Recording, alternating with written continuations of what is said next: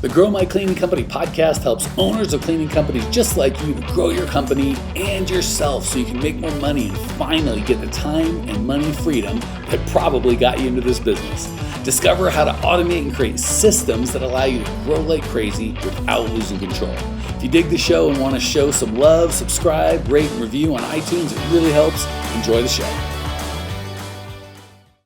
Hey, Cleaning Nation, Mike Campion here with Jered the Jedi. This is the guy that does all of our ad spends. If you see are annoying or amazing, depending on how you feel about them, ads anywhere on Facebook. If you're one of the thousands that are like, wow, I just feel like you're chasing me around every time I turn on, I see your Facebook ads.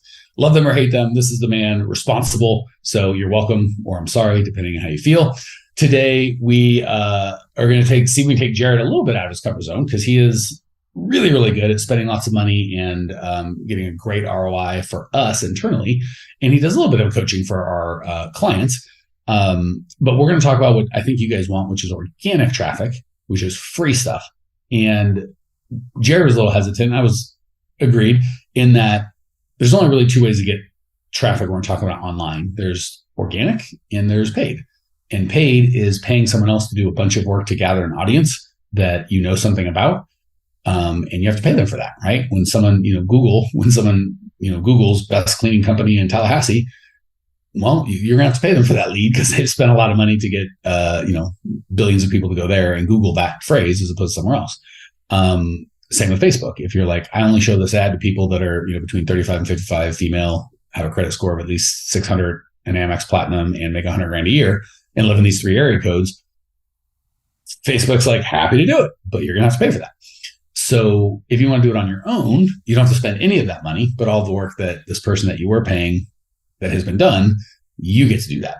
Or you can pay someone else to do it. And that's what we're going to talk about today. So that's the table. Best I can set it, Jered. Jump in and give values as you see fit.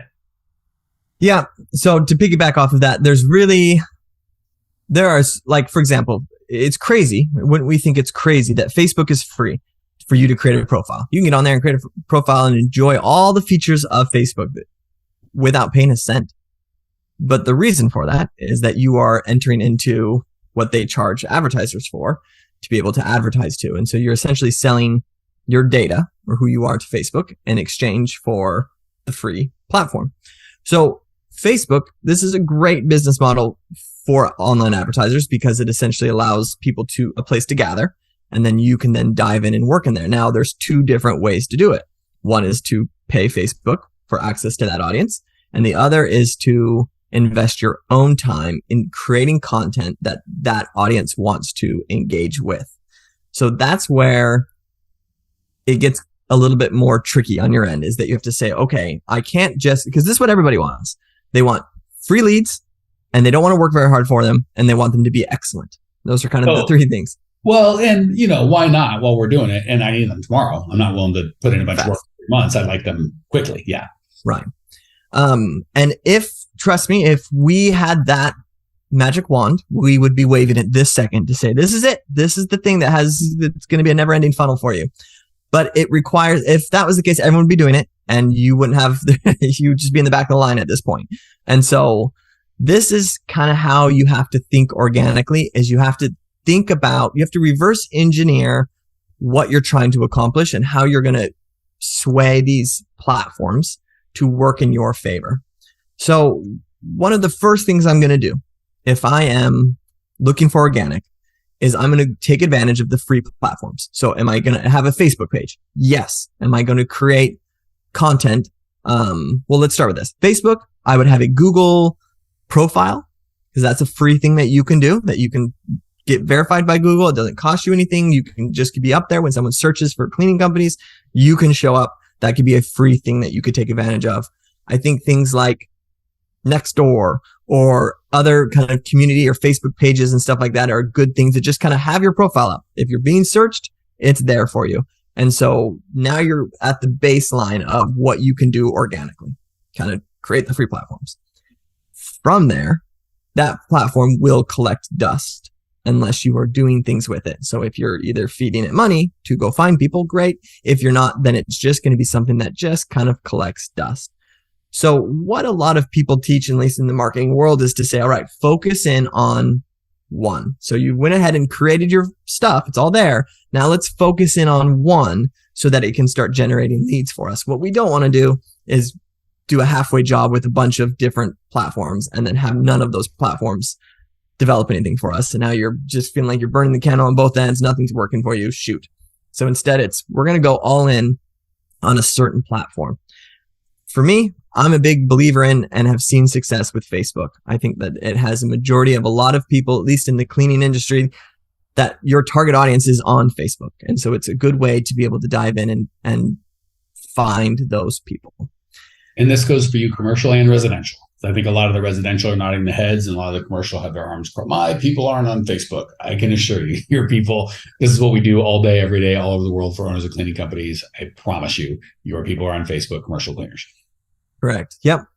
And because what commercial cleaners can sometimes think is that the business entity itself. Well, I don't know if this building is logging on Facebook. It's like, no. There's people in that building who are trying to keep up with their grandkids. Those are the people that are on Facebook. Those are the people you have to target and hit.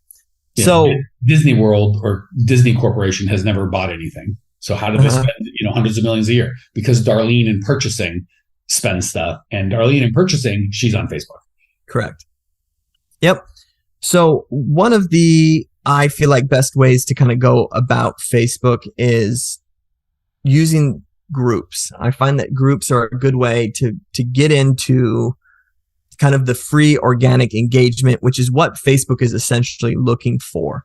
They're wanting you to be engaged and having people come to their platform. So let's walk through a scenario here. If you are in a Facebook group that is local to an area, which most people have. So if you are, for example, I'm in Holly Springs, North Carolina. Is there a Holly Springs, North Carolina Facebook page? Yes. I'm in Braxton Village. Good. I'm going to have a stalker here pretty soon. Hopefully they're not watching this on YouTube and they see how handsome I am and stalk me. I'm in Braxton Village. Does Braxton Village have a Facebook page? Yes. Does Cary and Apex, the cities around me, have a Facebook page? Yes. Do they have a buy and sell? Do they have a services? Do they have a news? Do they have an up? Yes. Everything I've said is all there. And so those are the Facebook groups that you go into. Now, this is the biggest problem that most people make is they say, great, I've got in, I'm in my neighborhood Facebook group, time to promote my business. Here we go. And they start promoting their business and putting their stuff in. Before we jump in, a couple quick things. Everything you're saying is true. And you tell me, because actually I had my thoughts, but I'm like, I bet you Jered has a different perspective. I would, first of all, everything Jered said about should you be on TikTok, Facebook, LinkedIn, Instagram, all of it. Yeah. 1,000% Twitter. Yeah. All of it. What if you can't do a good job at all? Oh, then don't do that. Like, so if you had unlimited time and money, yeah, all of them do. If you can do it top notch, you absolutely should. But if you can't do top notch, I would stay out, frankly. I don't know if Jered went that far, but focus, do a better job on fewer than a poor job on more. Same thing happens on a more granular level when it comes to groups. Should you be in one group or 1,000 groups? 1,000 groups. How many can you do a good job on that exist that are your target market, right? So you shouldn't be in all the groups, but there's probably not just all that details of, the city and that, whatever. There might also be a mom's group in there. There might also be an HOA group for that one little deal. So there are probably several groups you could get into.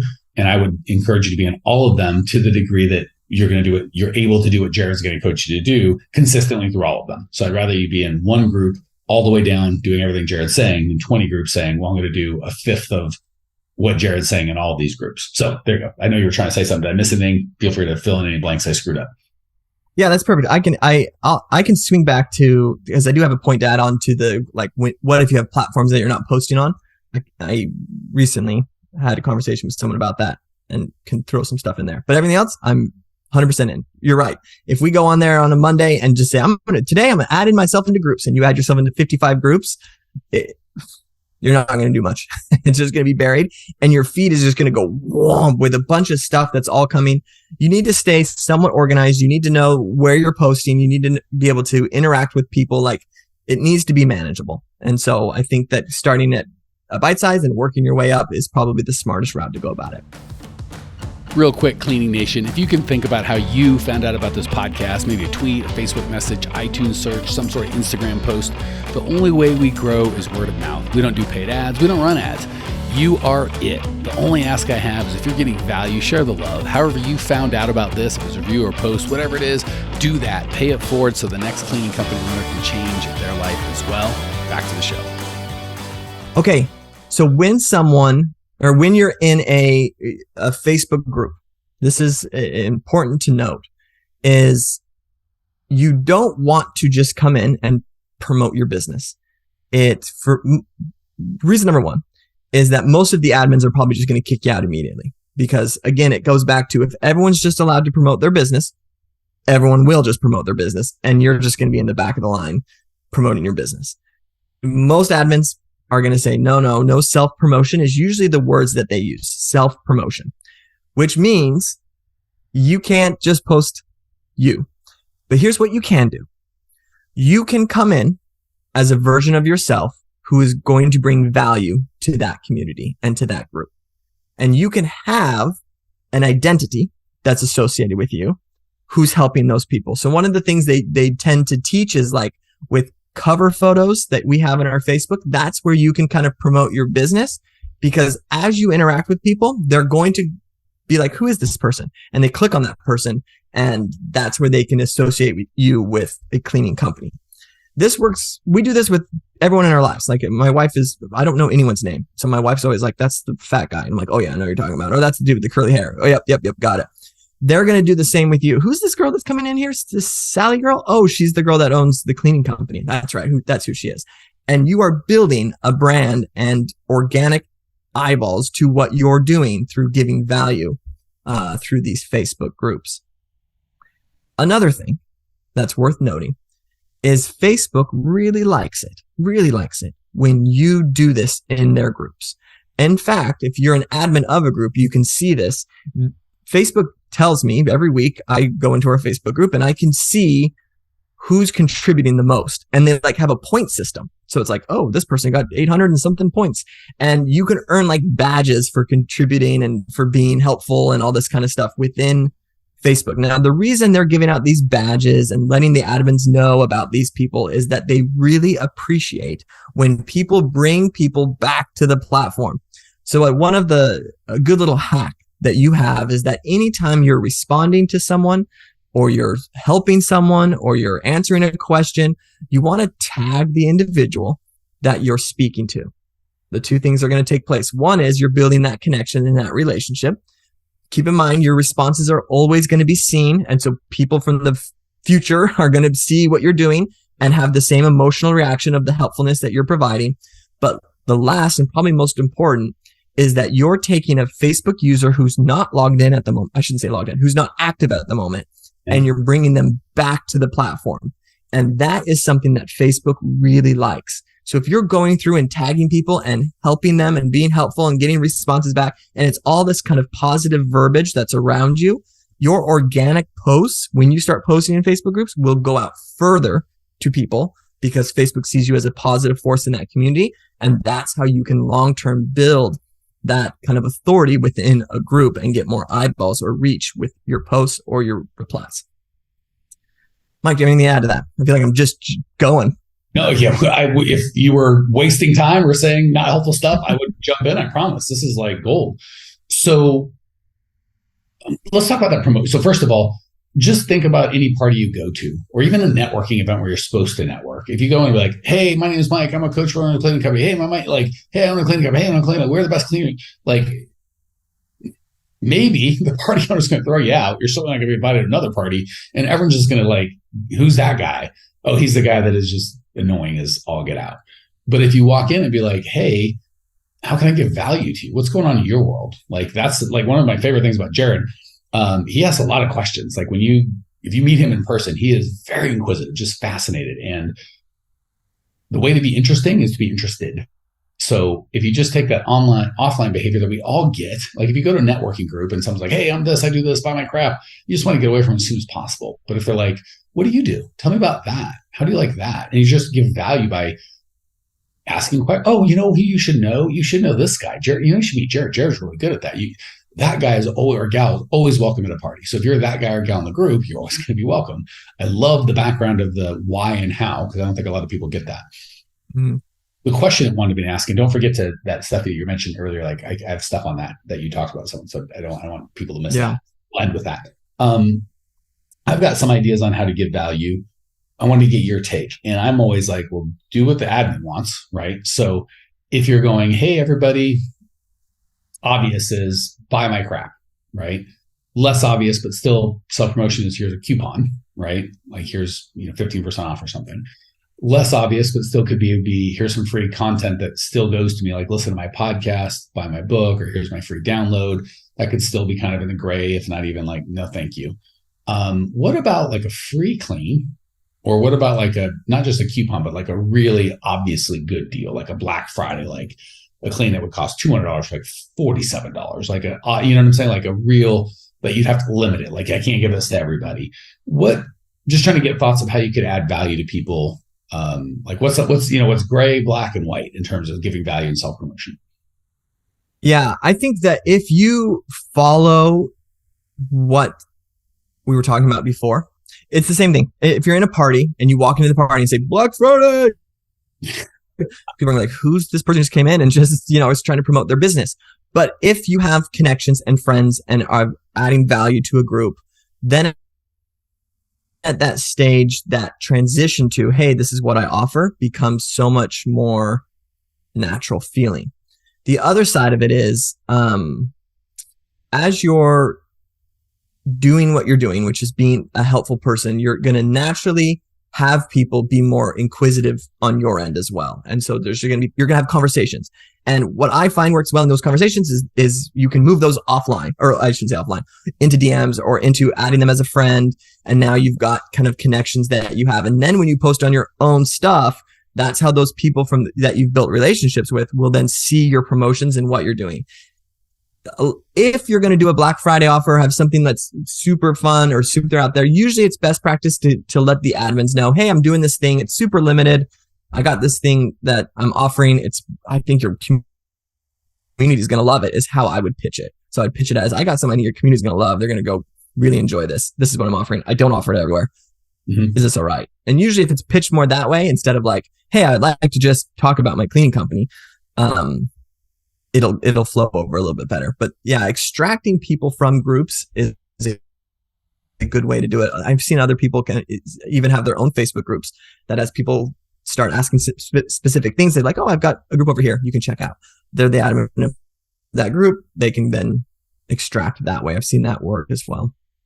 Cool. Well, I love all of that. In the couple minutes we've got, I figured I would let you end any way you see fit, and then feel free to bring back that earlier conversation we've been teasing the whole time. Yeah. So yeah, this I think is an important thing. So let's say you have a Nextdoor, you have your Google profile up, you have a Facebook profile, and then you're like, yeah, I'm going to be a little bit more organic with what I'm doing. So Nextdoor allows you to do that, Facebook allows you to do that, Instagram allows you to do that. The idea is you don't want to have a blank profile on your end. Keep in mind, anyone who you're engaging with in this positive way is going to come into your profile. And so we have to now say, well, what are they going to do? Why are they coming to your profile? And the answer is they're coming because they're going to learn more about you. So this is where we can take posts, and you can pretty much take those posts and move them across the platform. So you have 9 posts on Instagram, 9 posts on your Facebook, 9 posts on your Nextdoor, whatever. You have those posts up, and those posts need to share certain things. So like you do need to share that you're an owner of a clean company and that this is what you offer. And I think an offer is a strong thing to have right at, so they can come in and see an offer. If they're coming to that page, they're most likely wanting to learn something. So having a little page that shares something relatable about you or whatnot is also a good post to have. Something along the lines that really just gears towards, hey, problem, here's solution. Problem, here's solution. And using your profile as a funnel to get them to where they need to come. So for us, we have our own Instagram. We have Mike as the profile picture. We don't have our logo. And that's the reason for that, is that we are having a connection with Mike as opposed to the logo of Grow My Cleaning Company. They come in, and then from there, it's, hey, we have things that are helpful for you. Tips, tricks. We don't sell on our Instagram. We don't say, hey, give us money. We say, here's free, here's stuff. And that's where people say, I really like this and I want more of this. I'm willing to follow this because I want more. And when we follow, that's what we mean. I want more. So you have to think, how do I get people to want more? And so usually solving issues that they're having makes them want more. So that's what I would do, is I would kind of organize those posts and then I'd put them on my posts so that anyone who comes to those platforms, there's at least a funnel for them. They're not coming to a dead page and it's like, all right, cool, is their business, see ya. But they're instead coming like, oh wow, this is great. I appreciate this information and I'm satisfied. I've learned what I've been looking for. And then if they want more, they follow.